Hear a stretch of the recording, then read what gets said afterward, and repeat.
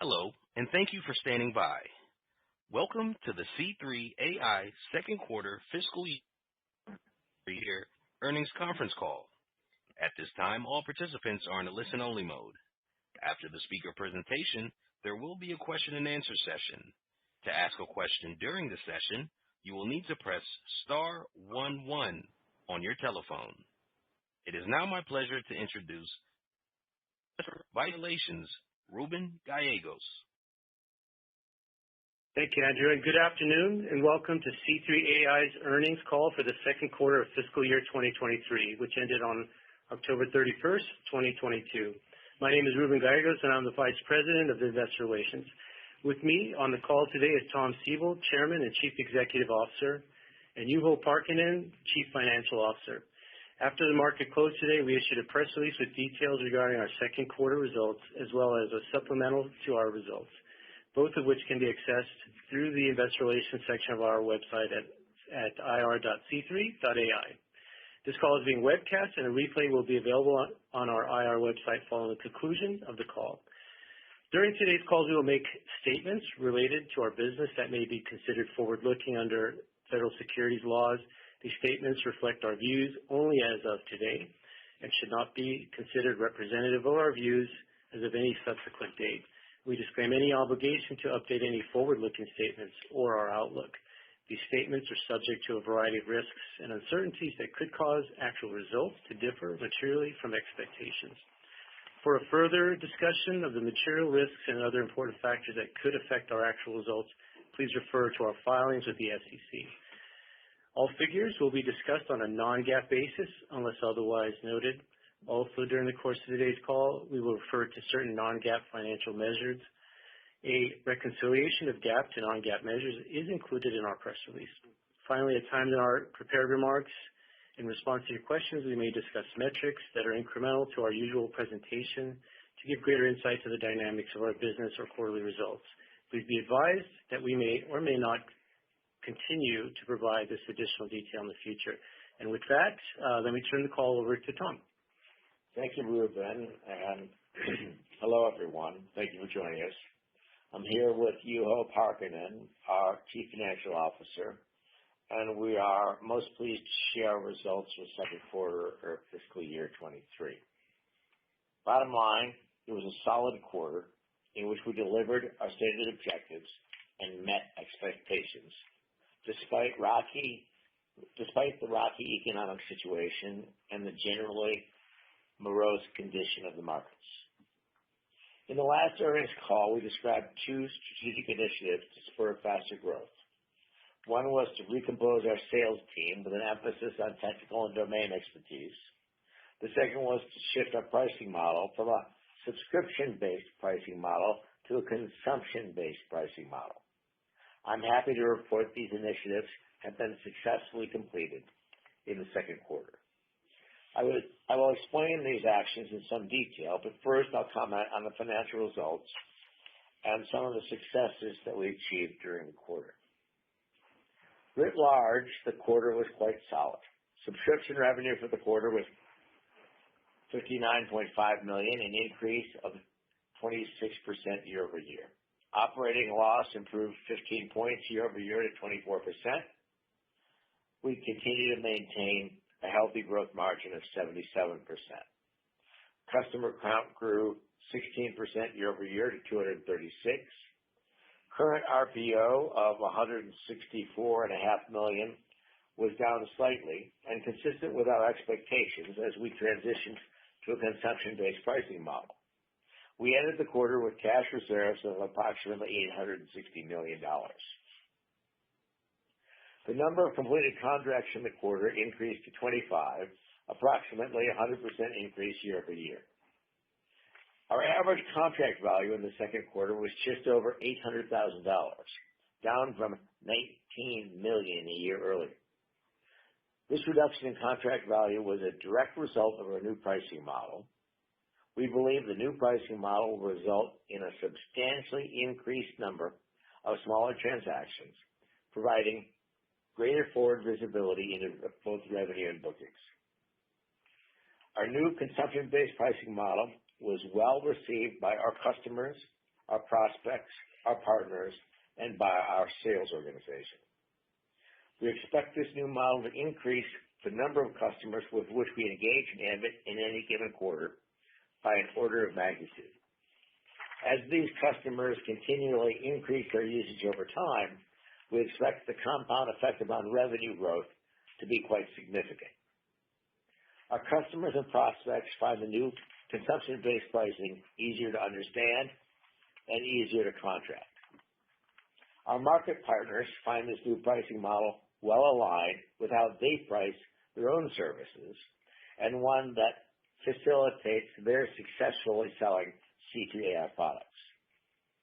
I'm happy to report that our transition to this new consumption-based pricing model is now complete. Simultaneously, last quarter, we completed a transition of similar magnitude with the recomposition of our global sales team.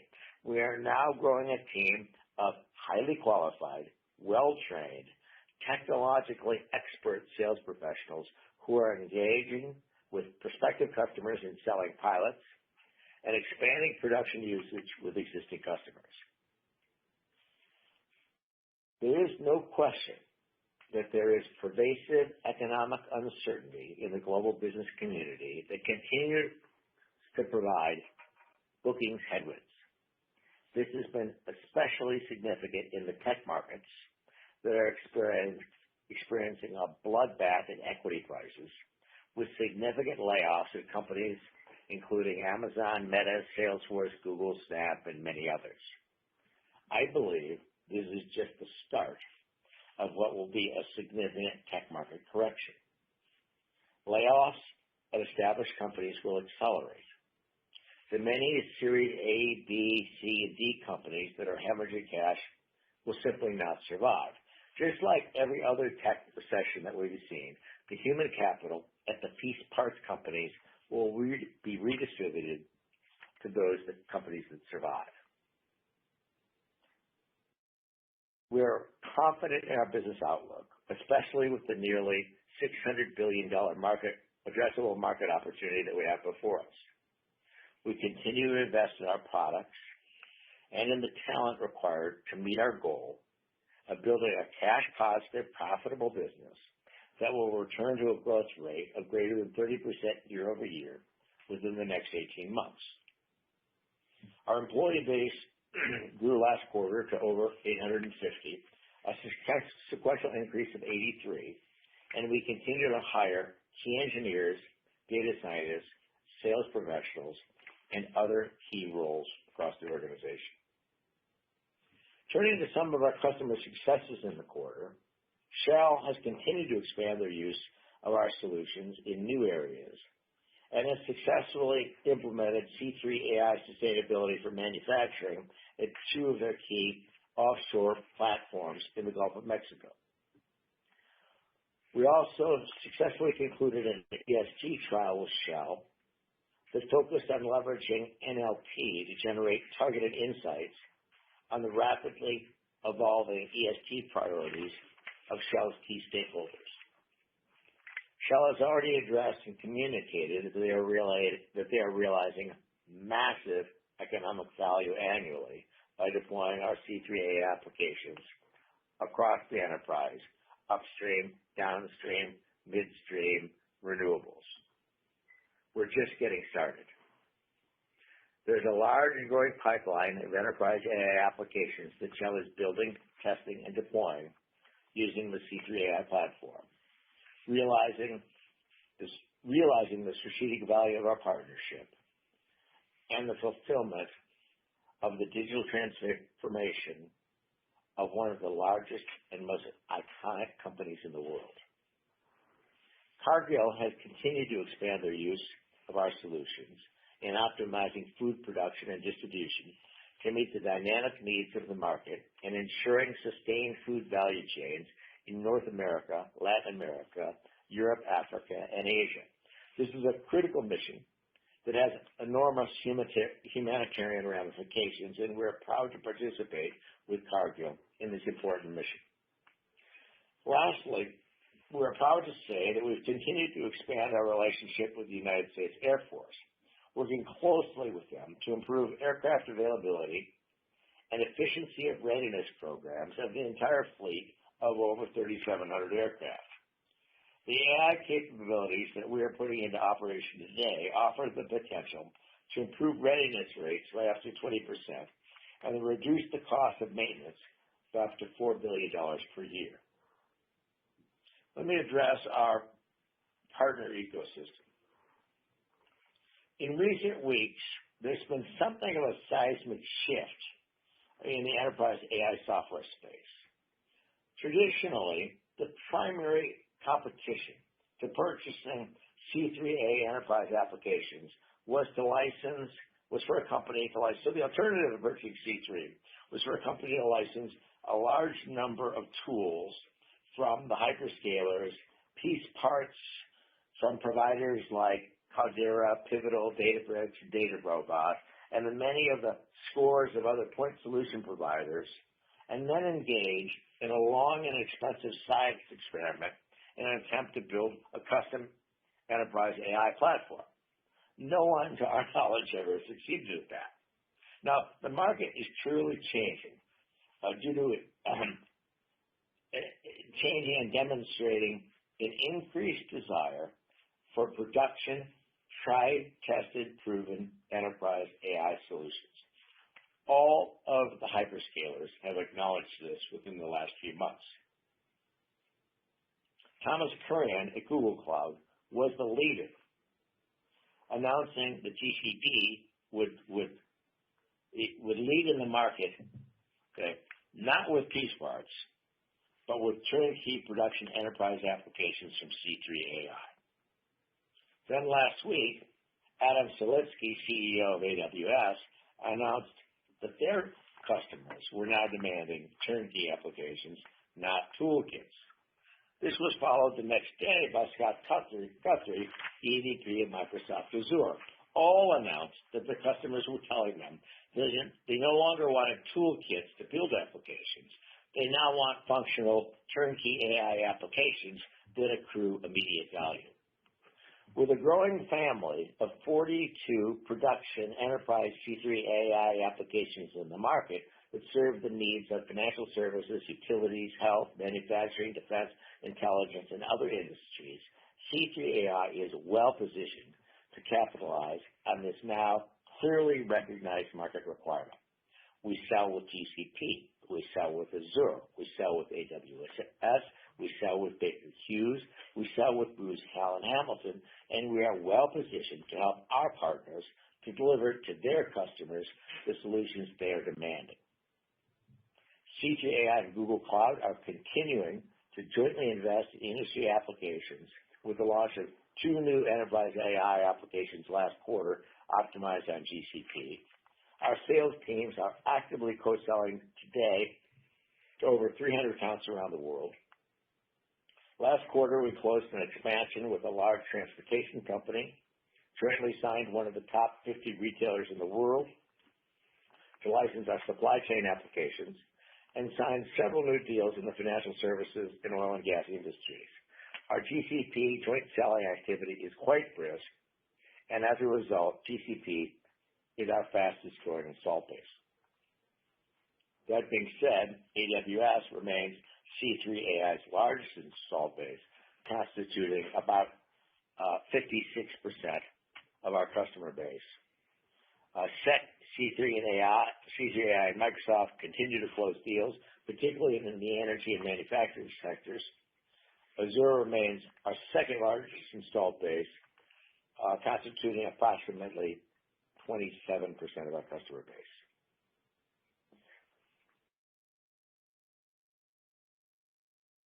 We announced a number of new product enhancements here in the course of the quarter that I'm not going to review in this call, but we continue to invest in technology leadership. We continue to invest in R&D, and we'll continue to add to our industry-leading portfolio of enterprise AI applications and add greater depth and increase performance to these existing applications.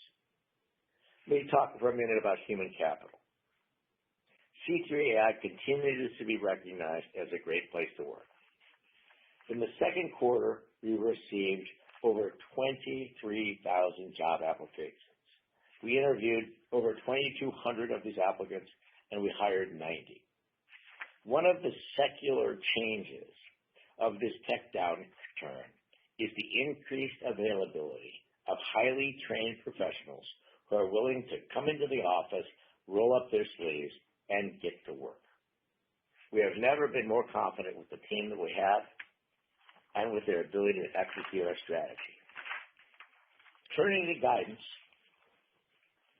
our Q3 revenue is expected to be between 63 and 65 million, and we are reaffirming our full year fiscal year 23 revenue guidance of $255 million to $270 million. For non-GAAP operating loss, we expect in Q3 between 25 million and 29 million. And for the full year, we expect an operating loss between 85 million and 98 million. We continue to operate at roughly an 80% non-GAAP gross profit margin. We have a clear path to top-line growth, non-GAAP profitability, and cash positive operations by the end of fiscal year 24. At this time, we do not see our cash balances falling below 700 million before that inflection. Final comments on the big picture. C3.ai is addressing a $600 billion addressable AI software market. If not the largest, we are one of the largest providers of these applications globally. Our business is exactly on track with what we have communicated to you. Our goal remains to establish and maintain a global leadership position in enterprise AI software. In the short run, we believe tech companies and tech equities will continue to face headwinds as long as the Fed keeps its foot on the brake. The collateral damage, I think, is going to be more significant than people think. That being said, when the Fed takes its foot off the brake, be that in 2023 or 2024, C3.ai will be bigger, stronger, cash positive, profitable, a clear market leader, and well positioned to benefit from the inevitable equity market surge that will ensue.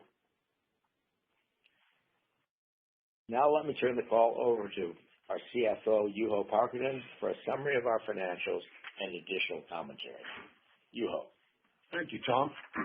Now I will provide a recap of our financial results, add some color to the drivers of our financials for the back half of the year, and conclude with some additional color related to the consumption-based revenue model we introduced on our last call. As Tom mentioned, we ended the quarter with revenue of 62.4 million, which represents 7% year-over-year growth.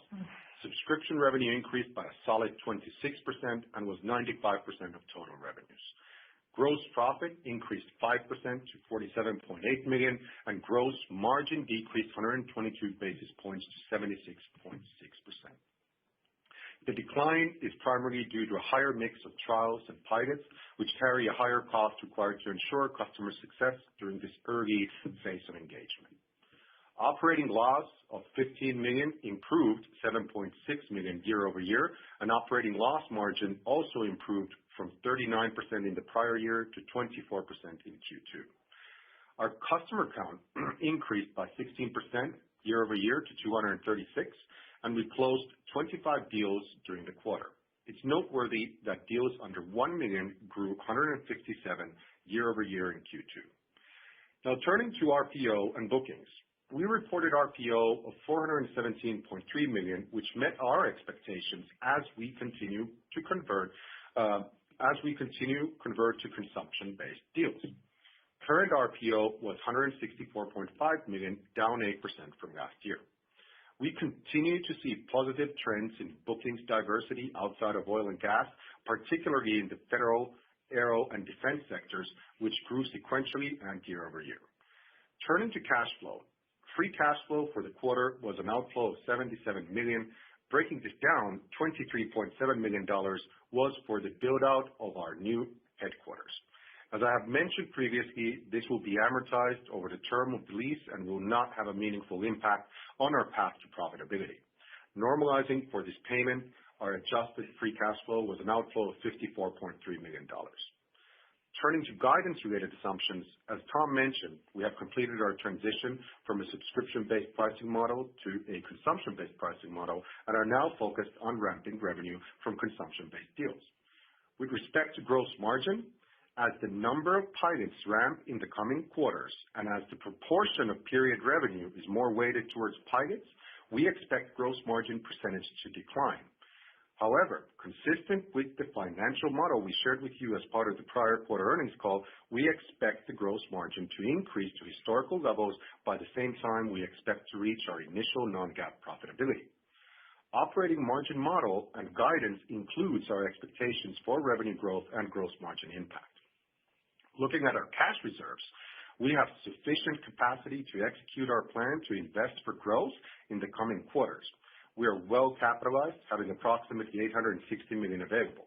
With the planned expenditures related to the build-out of our new headquarters and investments in our business, we expect our cash and investment balance to bottom out in fiscal 24 before we see improving free cash flow and improving cash balances thereafter. As a reminder, one of our most significant cash usages has been for the build-out of our new headquarters, which, unlike many high-tech companies, we actually occupy.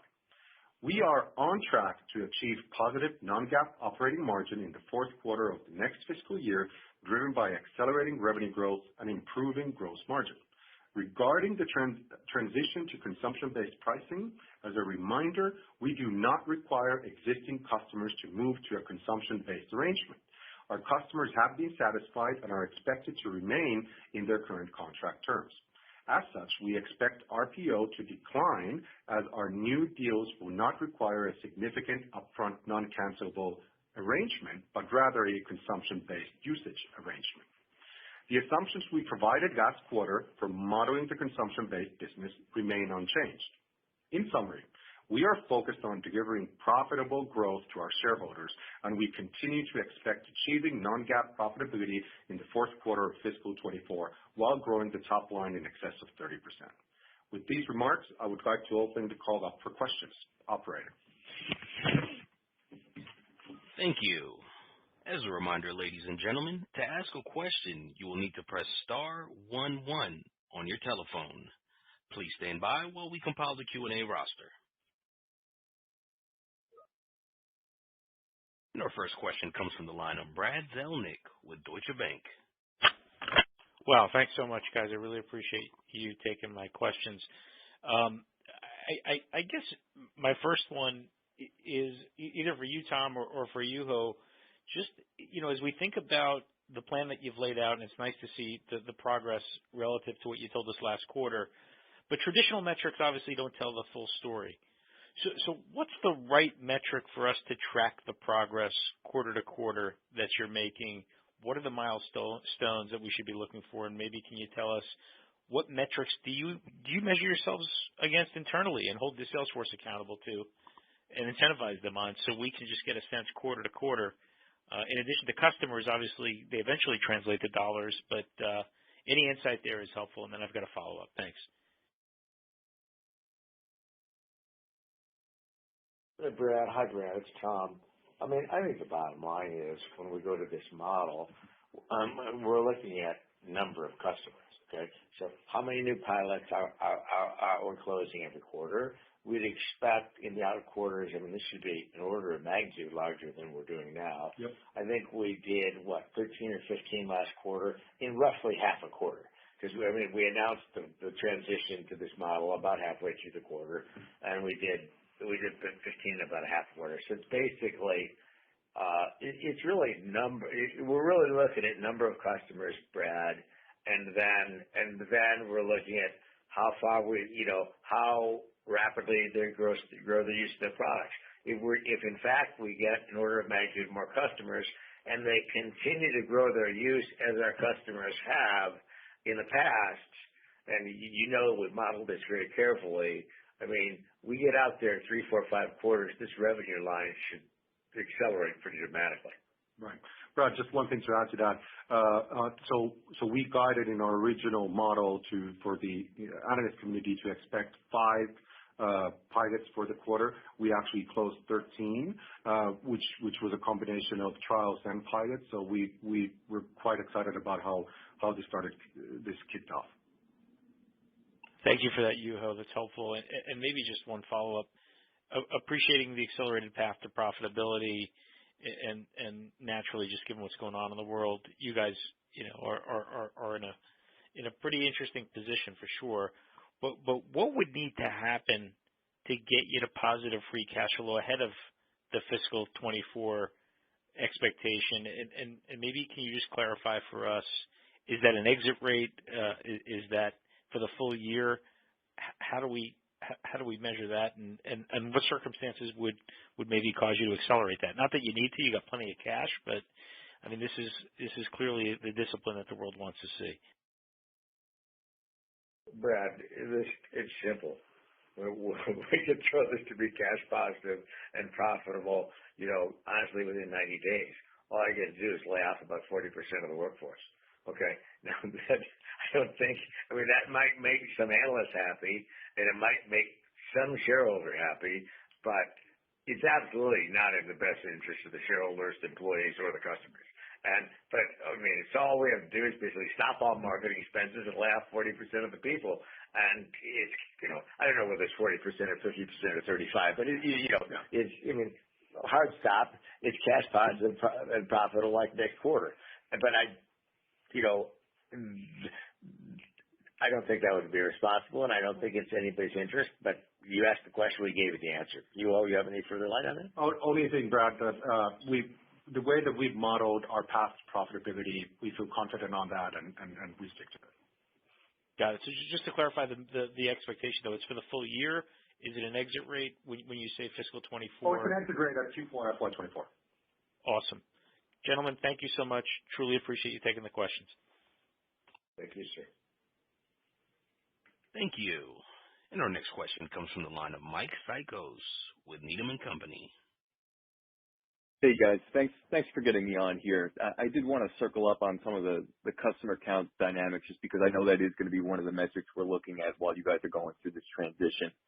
I think you guys had cited 236 up from 228 last quarter, right? And I just wanted to see what has the customer behavior been like since you guys announced this transition. And what I really would be interested in hearing, I know you guys are not forcing your customers to migrate down to the consumption model, but curious to hear, have you seen customers trade down to the consumption model since you announced this transition? And then the second question there is, have you seen any changes in customer behavior from a churn perspective?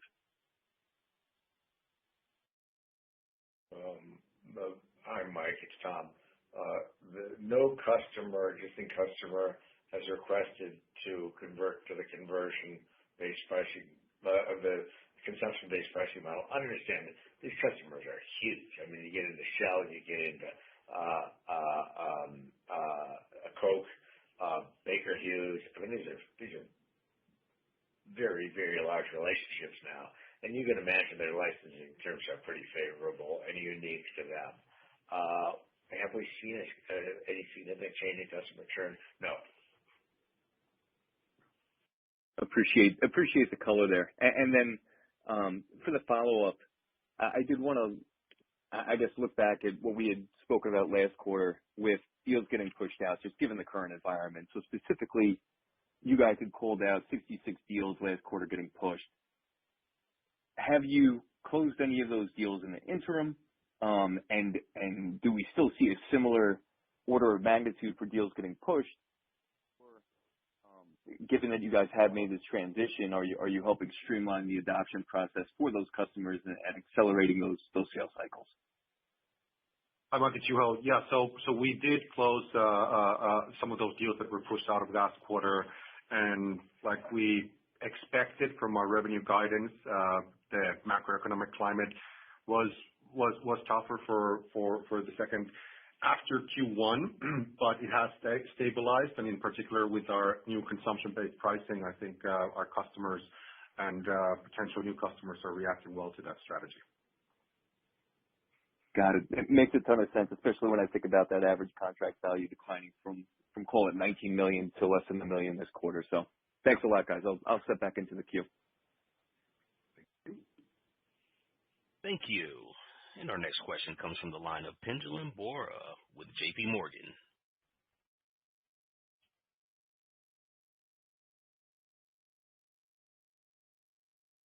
Pardon me, Pinjalim, your line is now open. Please check your mute button. Oh, I was talking to myself. Hey guys, thank you for taking the question. I want to ask about the subscription revenue outperformance. Seems like a big outperformance in the quarter. Was that largely because of the outperformance in the number of pilots that you're doing? Because even if you have closed some of the deals that got pushed, I wouldn't have thought that you'd recognize a ton of revenue from those. So help me understand that. Well, I think you kind of got it. There were some previous transactions that were not based on consumption-based pricing that did close in the quarter that did contribute to that. So I think you called it accurately, Benjamin. Okay, so it was because of the deals that closed. Okay, Tom, on a high level, maybe help us understand what are you hearing from CIOs in terms of IT budgets for next year. Are people, you kind of called out obviously the headwinds on macro, but are you hearing people kind of resetting their budgets for next year, next calendar year? What are you hearing? I think it's a really good question, and it varies from company to company. I mean, there are a lot of companies that see this as and organizations in the federal government. And by the way, I didn't comment on our federal business, but our federal business is really strong. Okay, particularly in the defense sector. And if you saw the defense budget, I think it's flying through today, it's increased, I think, almost $200 million $200 billion over last year, if I'm not mistaken. So that's a big business. I think there's kind of two categories. There's companies that are like bearing down and using these technologies to figure out how to save money. That would include Shell. That would include the Air Force. Okay. And then there's companies whose name I will not mention, that are just absolutely going to the mat and slashing expenses on everything. They're going into the bunkers and they're going into recession mode.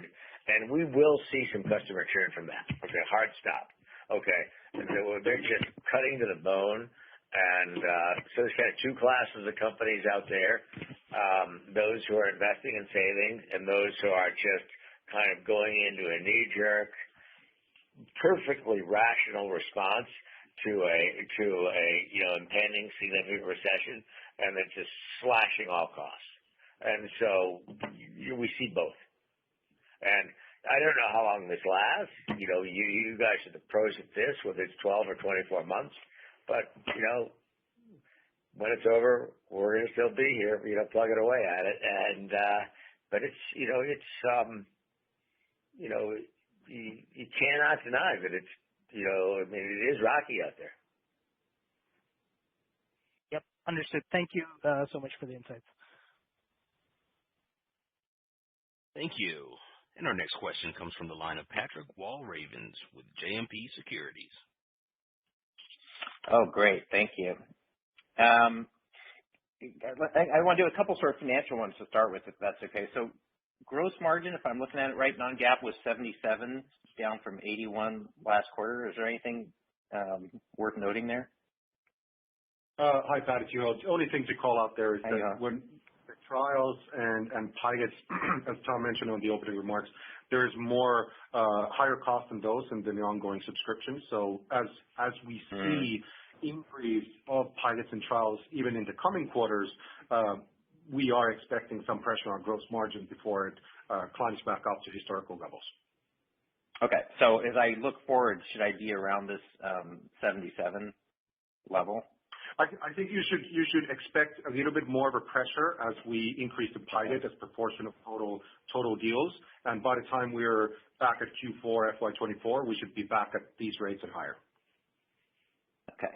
And then the subscription beat, but services missed at least my number by a lot and went down sequentially by a lot. What's to note there?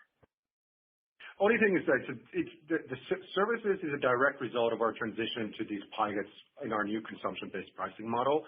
There are minimal upfront big professional services deals associated with these. So as the pilots convert to ongoing license arrangements, we do expect the services component to increase as well. And in the second half of this fiscal year, we actually are expecting services to return back to the 10 to 20% of our total revenues. Oh, for Q3, it would be 10 to 20% of total revenue? I'm saying the full back half of the year, so it could be somewhere in the range for Q3 and higher or lower in Q4. Okay. And then if you look at the subscription revenue of $59 million and change, the footnote says 32% of that is from related parties. Do you mind just explaining that for people? Because I do get that question quite a bit. It's just the related party is relating to Baker Hughes. So Baker Hughes is of course, still a significant shareholder of C3.ai, and any revenues that we interact with Baker Hughes' direct purchases, we call them out in the financials. Yeah, and so Tom, the bear case would be that in some way is a lower quality revenue. What would your response be to that? Oh boy, it sure looks. Yeah, I'm sure you have one, but I don't know how to respond to that. I mean, we're going to be doing a lot more deals with a lot more customers. We're going to convert a lot more of them into production, and they're going to grow just like Shell, Baker Hughes, Coke, and everybody else has grown. And there's so right now things are looking pretty promising. I think we're right on track. Okay, great. Last one, and this one is probably for you, Tom. So it's been a year since you signed that $500 million production other transaction agreement with the Department of Defense. How would you say it's going so far versus your original expectations?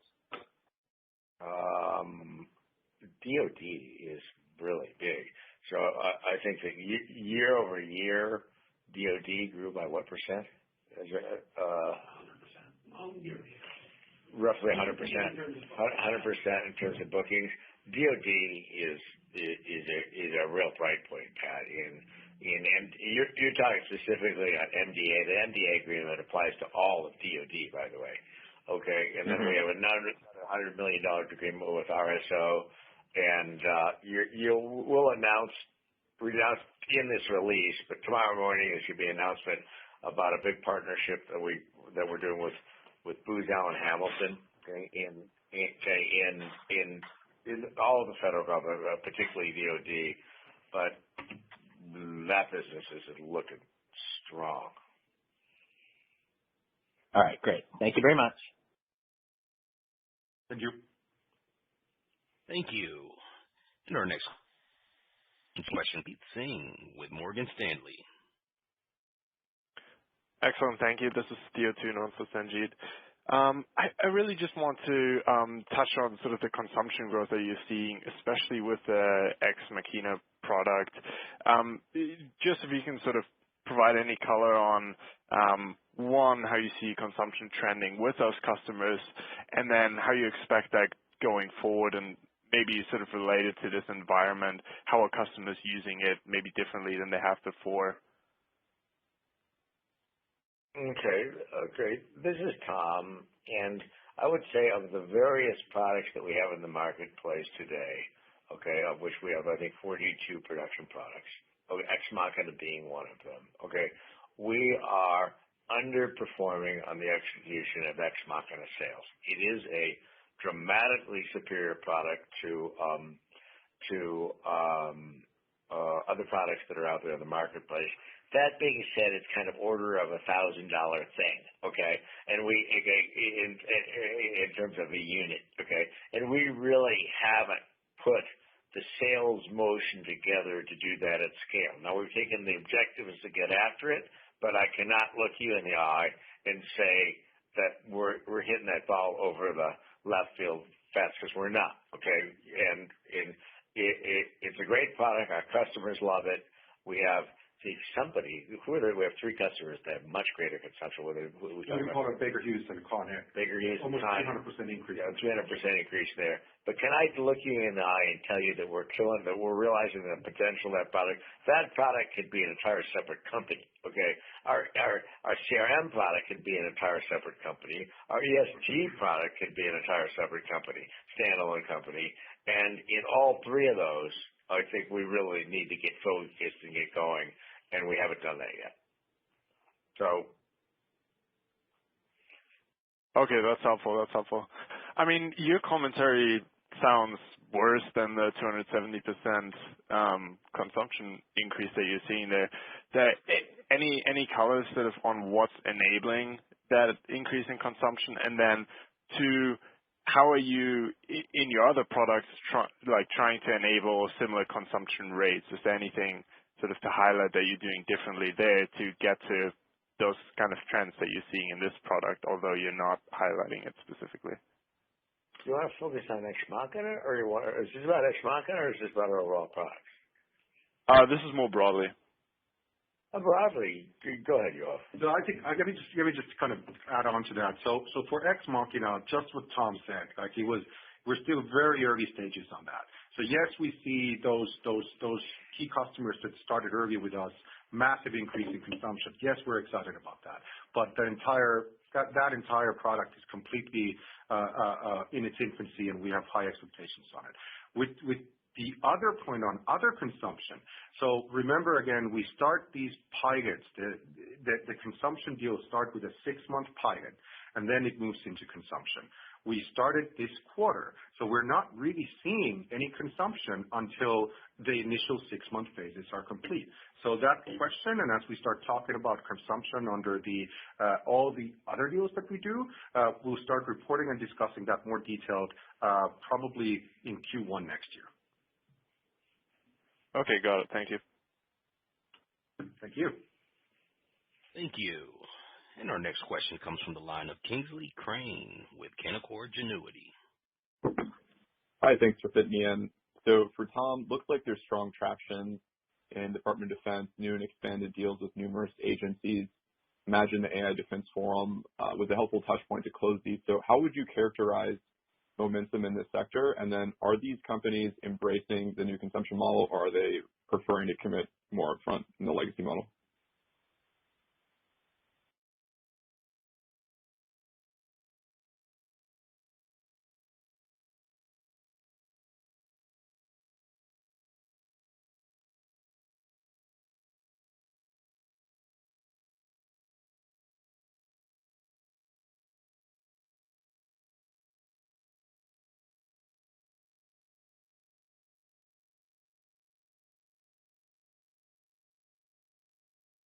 I'm showing our next question comes from the line of Kingsley Crane. Please go ahead. Yeah, this is Kingsley. Kingsley, hi. Yeah, could you hear me? No, please, one more time, please. Oh, okay, right. So for Tom, looks like there was really strong traction in Department of Defense, expanded deals with numerous agencies. How would you characterize momentum in this sector compared to a few years ago? And then are these companies looking at the consumption model, or are they primarily sticking to the current model? Great question. It takes some time to really get traction in DoD. Okay, and we've been working on that since 2014.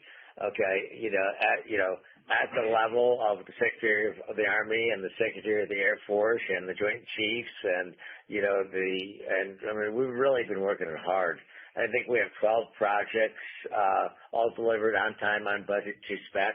And really, what we're finding is the consumption model there is really, really well received. They like it, okay? And they're kind of used to seeing these, multi-billion-dollar juggernaut projects from the Lockheed Martins of the world, or these, other providers. And we're coming in where, hey, we bring the project live for $500,000, and after that, it's 55 cents per CPU hour. So it's like, where do I sign? So it's being very well received in that market. Okay, thank you. That's really great to hear. And then for you, Ho, just want to touch again on the services revenue. Understandable that it would be lower given some of the trial activity. So since we expect trials to continue in the new consumption model, just trying to get a better handle on how quickly services should ramp back up to that 10 to 20%. Well, again, there's a component of the ongoing relations with our existing customers and potential services engagements with them, and then our expectation of services engagements as these pilot deals convert to consumption deals.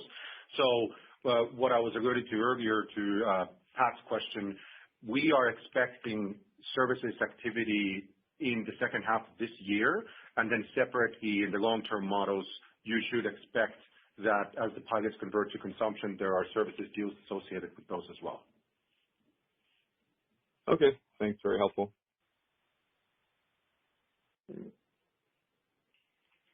Thank you. And our next question comes from the line of Arsenij Matovic with Wolfe Research. Hi, this is Arsenij for Gal, and I think on the call you said there were 13 consumption pilot wins in the quarter, and maybe that was better than you initially expected. Is that a run rate you're comfortable with going into the end of the fiscal year, the back half, and any particular call-outs for sectors where the consumption model is maybe getting better traction than you initially expected? Thank you. So sorry, the second half of your question, it was a little unclear, but let me address the first one. Yes, well, we're excited on the beginning of this. So we did 13 pilots and trials, so there's still a combination of some of the trials in there, but we do expect them to convert to a consumption-based arrangement at the end of the trial period. We would not want to increase any of our assumptions in the model we shared with you last quarter. So even though we said 5 this quarter and we came in at 13, I want to keep the model as it was that we provided last quarter. Great. And then just a brief follow-up. In terms of stock-based compensation, I think it's the second consecutive quarter where stock-based compensation as a percentage of sales is above 85%. I think Q1 we talked about maybe that was a lot to do with share refreshes, and I wanted to see what dynamic was that happened in Q2 and what level of stock-based compensation should investors become comfortable with moving forward. Yeah. Thank you. Yeah, I think broadly speaking, you see this across the industry, but stock-based compensation under GAAP is stuck with the grant date fair value of the underlying equity instrument.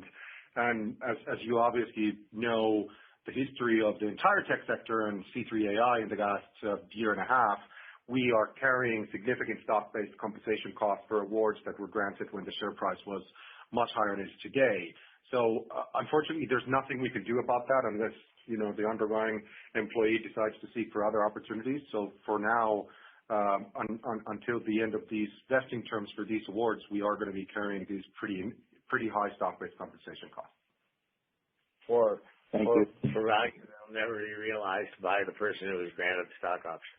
Yeah, especially. Or not, I don't know, that never, but no time soon. Yeah. Thank you. Thank you. Thank you. One moment, please, for our next question. And our next question comes from the line of Adam, Bank of America. Hey, great. This is Adam Vaughn for Brad. Thanks for taking our question. Juho, for you, can you talk a bit about the shape of the revenue curve for next year? I guess naturally we expect it to kind of increase sequentially every quarter, given the new consumption model. But is there a chance there's still some lumpiness in that as, certain, larger customers may renew on kind of like the non-consumption license? Yeah. Yes, I think the short answer to that is yes. And what we guided last quarter, we beat it for this quarter. Our guidance for next quarter, you see sequential increase, and it does have the Q4 as an increase to that with respect to the implied guidance. The revenue curve is flattening as a result of the consumption-based pricing business model, but as we enter into in the short term, and as we enter into FY24 and especially the second half of FY24, you should start seeing the graph to get steeper and steeper in line with the presentation we shared last quarter. Okay, that's helpful. And then again, on just like the gross margin, did you kind of call out when that might trough out and what kind of like the level of that might be? I think it was at like 77% for this quarter. So is it fair to assume that that's kind of like the trough level for that? Thanks. Well, thank you for the question. I think the more important thing is that we assumed there would be a pressure in the gross margin when we provided the operating margin and operating profit guide and our path to profitability. So we are expecting pressure on it, but it doesn't change our path to profitability one bit. So I cannot tell you exactly where I think it will dip down to, but I think in your models as you prepare the business, back when we hit FY24 Q4, we should be back at 77 plus gross margin. So it may go down in the interim, and then it climbs back up as we enter profitability. Okay, that's super helpful. Thank you. Thank you. Thank you. And our next question comes from the line of Arvind Ramnani with Piper Sandler. Hi, thanks for taking my question. I had a question on some of your kind of partnerships or alliances to help drive sales. Are you able to kind of dimension how much of your kind of new sales or bookings come from in-house sales teams versus your partners? I'm sure it's probably pretty difficult to kind of bifurcate the two, but if you're able to do that, that'd be great. And on the same topic of partnerships, are the margins higher or lower on sales that are brought in by some of your partners? Arvind, hi, it's Tom. Virtually all of our sales today, we're selling with a partner, not through a partner. Okay, and so that would be 100%. Where we're selling with them. Now they may introduce us to the account, they may bring the executive team over here, as Google has, as Baker Hughes has, as Microsoft has in the past, like many times. But we're actively engaged, okay, in the sales process. Now we are just now, putting our products on the marketplaces of the various hyperscalers. And so that dynamic might change going forward. But there's no margin difference because there's virtually no case where they're selling independently of us. All right. Terrific. Thank you. Thank you. And our next question and our last question comes from the line of Michael Turits with KeyBank. Hi, this is Michael Vidovic on for Michael Turits, and thanks for taking my question. Could you just talk about linearity in the quarter and then trends you're seeing to start out November for fiscal 3Q? So linearity, are you talking about that deal velocity in the quarter, or what are you asking about? Yeah, and just was it month to month? How did deals trend? Was it a constant uptick throughout the quarter, or was it stronger, back end of the quarter or the beginning of the quarter? Well, we see activity all throughout the quarter, but it's not unusual in this business where as you approach quarter ends, you have slightly more activity. Okay, and then just a quick follow-up on a vertical standpoint, particularly energy. Have you seen like an uptick in deals in that area? I guess which areas besides federal are you seeing particular strength in at this time? Thanks. So if your question is relating to the diversification of industries, we see continued diversification, which we're very excited about. Yes, there's deals in energy, but defense, as we discussed, is really exciting for us as many other industries as well. And we continue to expect more diversification with the consumption-based pricing and scores of new customers.